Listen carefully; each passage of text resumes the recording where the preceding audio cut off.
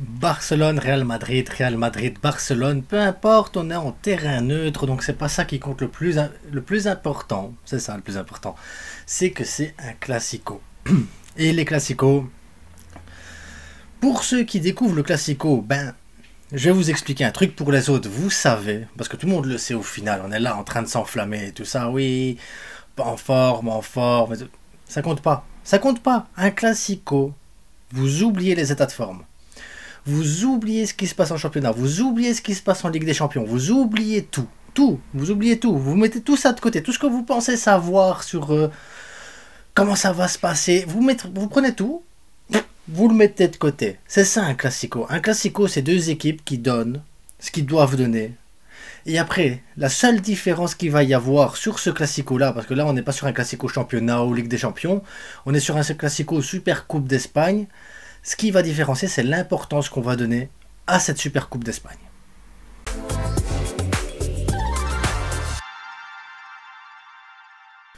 Oui, c'est que ça. C'est l'importance qu'on donne à ça. Parce que la Super Coupe d'Espagne pour le Real Madrid, comme pour le Barcelone, ça a deux significations totalement différentes. Le Real Madrid actuellement est bien en championnat, ne doit pas commencer à perdre non plus des éléments ou à fatiguer trop d'éléments, donc le Real Madrid doit aussi faire attention à ce qu'il fait pour le championnat, parce que le championnat reste, à mon avis, la priorité du Real Madrid, sans oublier la Ligue des Champions avec les échéances qui arrivent. Barcelone est dans une phase difficile, et là, pour Barcelone, la différence, c'est de pouvoir se relancer, de pouvoir redynamiser le groupe et pouvoir repartir sur un élan positif. Vous voyez, c'est deux choses totalement différentes. Et en plus, le Real Madrid joue dans quelques jours contre l'Atlético Madrid, le Barça joue contre Salamanque. Voilà, c'est vraiment deux contextes totalement différents.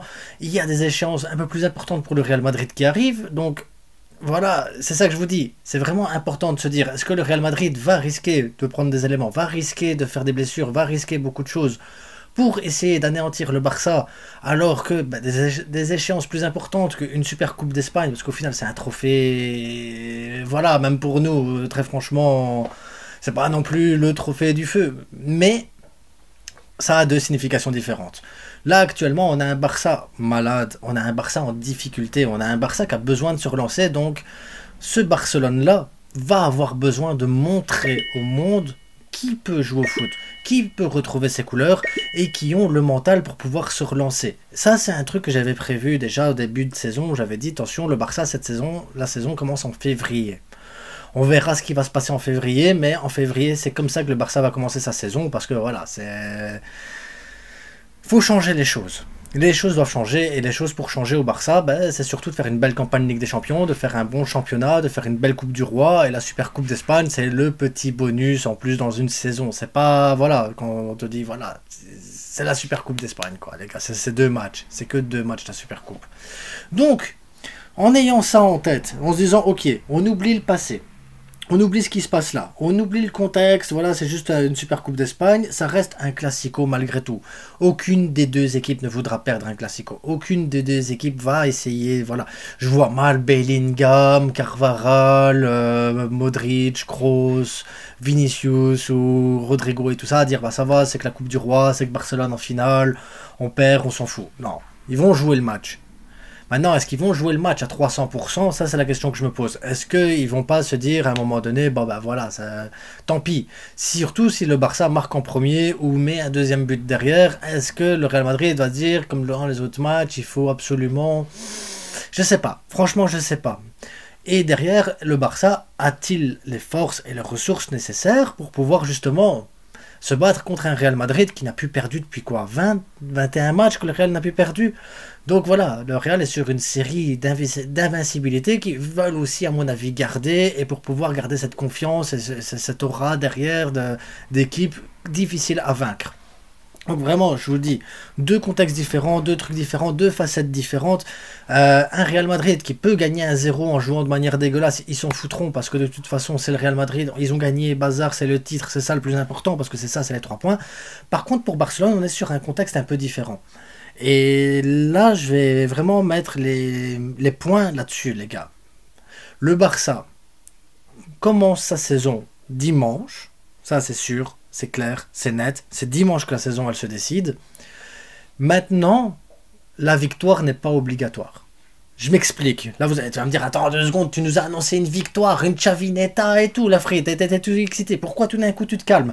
Parce qu'il fallait vous hyper un petit peu le match et tout, vous êtes là, tout le monde est en dépression actuellement. Maintenant, on va revenir un peu les pieds sur terre, on va se calmer 2 secondes et on va se poser un peu. Le Barça n'est pas obligé de gagner contre le Real Madrid pour lancer sa saison. Parce que si le Barça joue bien, mais vraiment, vous voyez un match de foot où tu as 3 buts pour le Barça, 4 pour le Real, tu vois, un peu comme le match qu'il y a eu avec l'Atlético Madrid, où tu vois des lignes de passe, tu vois un pressing, tu vois des montées de balles, des redescentes, tu vois vraiment des choses où tu te dis, waouh, quelle intensité, quel jeu, quel match. Le Barça peut perdre dans ce genre de match. Tu seras content quand même du match. Je sais que tu seras content du match. Tu diras, merde, on aurait préféré la victoire, il aurait fallu ça ou juste ça. Mais vu comment ça fait 6 mois que c'est dégueulasse au Barça, mais que c'est moche à regarder, parce on est moche à regarder, hein, les gars. Ouais, il faut à un moment donné se l'avouer, je pense qu'on se l'avoue assez bien de toute façon, j'ai pas besoin de vous le dire. Mais si tu arrives à avoir un match avec une intensité de dingue, avec un jeu style, ça fait ping-pong, tac, tac, tac, avec des lignes de passe, avec un pressing haut, et que derrière après tu as un peu de magie et tout ça, ben, je pense que si tu perds là-dessus avec un but d'écart et que tu en mets 2, 3 buts et que derrière le Real tu en mets un en plus simplement, mais que ça se joue sur des petits détails tout simples, je pense que le plaisir, on l'aura pris sur ce match-là et je pense que ça pourra aider les joueurs à se relancer parce qu'ils vont se dire ok, on s'est battu, on a joué mieux que la dernière fois, là maintenant on réitère l'expérience contre Salamanca et après on y va, on lance la saison, il n'y a pas de problème. Et c'est en ça que je veux dire aussi, la saison ne dépend pas de la victoire. La saison du Barça sur le match-là dépend de l'attitude des joueurs. C'est ça le plus important. Parce que si tu as une mauvaise attitude et que tu perds, même avec un but d'écart, ok, la saison elle est morte, laisse tomber, c'est bon. Parce que c'est pas la même chose, hein, perdre 1-0 ou perdre 2-1 en ayant un jeu dégueulasse, que perdre 1-0, 2-1, 3-2 ou 4-3 ou un truc ainsi en en sublimant le jeu, en sublimant ce qui se passe sur le terrain, c'est pas la même chose. Tu n'interprètes pas les choses de la même manière. Pareil pour le Real Madrid. Le Real Madrid vient ici à jouer, ils perdent avec un but ou 2 d'écart. Ils seront contents, c'est pas grave, parce que ça veut dire que le Barça a super bien joué, et derrière le Real Madrid, ils vont dire, ben voilà, c'était la super coupe, c'est pas grave, on a d'autres échéances, on a 7 points d'avance en championnat. On le sait, il n'y a pas de problème avec ça. Moi, j'ai pas de problème avec ça, de me dire, ok, le Real Madrid, derrière, ben, je vais pas les charrier de base à leur dire, ah ben voilà, le Barça, tant pis. Tant pis, ils ont perdu, voilà. L'important, c'est l'attitude des joueurs sur le terrain. Et comment Ancelotti va aborder le match, comment Xavi va aborder le match. Et Xavi a déjà commencé les hostilités en disant maintenant, on va voir c'est quoi le vrai Barça, il est temps de le montrer, il est temps de faire les choses. Et je pense qu'il va partir sur cette dynamique du 2-0 de ce qu'on a vu en fin de match pour pouvoir garder les joueurs au taquet chaud pour commencer le match à 200%. Et je pense que on va avoir une intensité qu'on a rarement vue avec le Barça ces 2 dernières années. Franchement, on va attendre un grand Barça pour ce match-là. Aujourd'hui, c'est pas une vidéo tactique. Hein. Je vais pas vous faire le 11 de base, ni pour le Real, ni pour le Barça. Maintenant, je peux vous donner des esquisses du genre, voilà, Real Madrid, je pense qu'ils vont mettre Mendy, je pense qu'ils vont mettre Carvajal, parce que j'ai vu qu'il s'était quand même entraîné. Tu vas avoir Rudiger, sûrement Nacho aussi. Milieu de terrain, bah, il y a de grandes chances que tu vois Kroos plutôt que Modric. Modric que je trouve un peu en dessous en ce moment avec le Real Madrid, il apporte pas spécialement.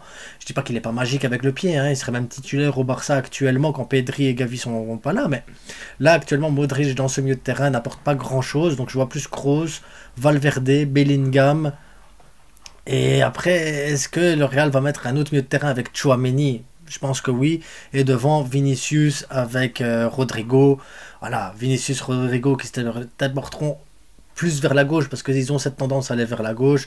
Bellingham qui sait gérer le jeu, faire des percuter un petit peu, aller dans le rectangle pour apporter un surnombre et tout ça. Carvajal qui va essayer de déborder et d'arriver dans le rectangle en tant que limite deuxième attaquant parce que voilà, Carvajal il fait une saison de fou. Carvajal, il faut dire ce qui est. Carvajal fait une saison de fou.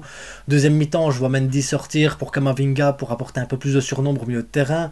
Voilà, il y a plein de choses comme ça que je vois bien pour du côté du Real Madrid. Après, c'est les remplacements. Arda Güler va sûrement rentrer aussi. Tu vas sûrement avoir du Roselu. Voilà. Ancelotti n'est pas du genre à surprendre ou n'est pas du genre à faire des petits trucs comme ça ainsi. Brahim Diaz va sûrement rentrer, même peut-être titulaire, hein, si tu veux jouer avec un milieu à 3 et mettre 3 attaquants, sachant que le Barça a beaucoup de mal à défendre actuellement et de les prendre dans le dos, c'est peut-être une solution aussi hein, pour le Real Madrid. Donc voilà, un Real Madrid qui arrive quand même en forme avec un banc en forme, avec mentalement, ils sont au taquet, ils sont bien. Maintenant, je vous dis, quelle importance apporte cette Supercoupe pour le Real Madrid et est-ce que cette Supercoupe vraiment... Voilà, maintenant, ça peut arriver aussi que le Real Madrid se dise, ah bah tiens, cette Supercoupe, c'est le moment de couper les pieds du Barça, de vraiment les défoncer, de les mettre plus bas que terre et de les envoyer dans la merde. Et après, voilà, le Barça, pour se relever d'une grosse défaite contre le Real Madrid, peut-être qu'ils perdront contre Salamanca parce qu'ils auront voilà, le moral à zéro, se déplacer jusque là-bas, en Arabie Saoudite, pour aller finalement perdre, s'épuiser. Voilà, c'est beaucoup de choses aussi. Hein. Mais... c'est un classico, les gars. C'est un classico. Tu peux pas commencer à prévoir les choses. Je vous dis, prévoir les choses, c'est compliqué. Ou le Barça, il gagne et il fait un match de feu et il gagne, il te met 3-4 buts. Il te met 3-4 buts d'avance. Le Real Madrid, il comprend pas ce qui se passe. Ou le Barça, il perd, mais avec une intensité de dingue et tu vois un beau match de foot. Je vois pas le Barça se ramasser une claque contre le Real Madrid. Je vois pas le Barça ramasser de manière, tu sais, humiliation. Je vois pas le Barça en mode on va se faire humilier. Je vois un Barça conquérant, un Barça qui va se battre contre le Real Madrid et que si ça se passe comme ça doit se passer, le Barça va te mettre 3-4 buts. Je le sens comme ça. Maintenant, si le Real Madrid se dit non, nous on va se battre aussi parce qu'on en a rien à foutre, le Barça il faut les défoncer, c'est comme ça, c'est tout, c'est un classico, et qu'ils arrivent avec cette mentalité-là, je pense que si le Barça perd, ce ne sera pas une défaite honteuse du tout. Je pense qu'on sera sur un grand match de foot ici. Je vois un grand match de foot ce dimanche-ci, avec beaucoup d'amusement, beaucoup de suspense, beaucoup de choses qui vont se passer. Il y aura à redire de toute façon. On se retrouve demain pour l'avant-match tactique. Là, on va faire le 11 du Barça. Comment on peut rencontrer le 11 du Real Madrid avec ce que je viens de dire là, parce que c'est comme ça que je vois le 11 du Real Madrid. Quels sont les joueurs en forme, quels sont les joueurs pas en forme, comment on va mettre les affaires en place. On va parler un peu tactique demain, ça va changer un petit peu. En attendant, merci à vous d'être restés là et à bientôt. N'oubliez pas le plus important et c'est ça, c'est que du foot.